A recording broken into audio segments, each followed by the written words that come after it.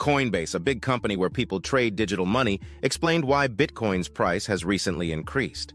The downturn appears to be isolated to the crypto world, but reflects more comprehensive economic stress, mirroring trends seen in traditional stock markets and even the gold market since mid-April.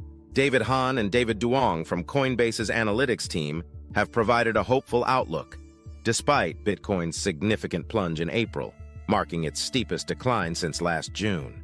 They are noticing how tough Bitcoin is and think more people are starting to see it as a real way to use money.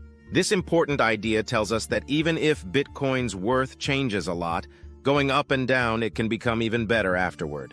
There's this big excitement because people can now invest in Bitcoin ETFs. It's like a special box that lets you have a piece of Bitcoin's action without owning the actual coins. This is important because it means many more people and businesses are starting to pay attention to Bitcoin. But even though this sounds super cool, not as many people are putting their money in these special boxes as before. Yet this doesn't mean Bitcoin is in trouble. It's just part of the adventure. Now let's talk about rules. Just like the rules in games, rules are important for Bitcoin too. Some important people worldwide are thinking about making new rules for Bitcoin and other online money. This could make things safer for people who want to invest, but also make it a bit harder for Bitcoin to zip around freely for a while. Some smart folks are busy improving Bitcoin and similar things. They're working on making everything work better and faster and use less energy.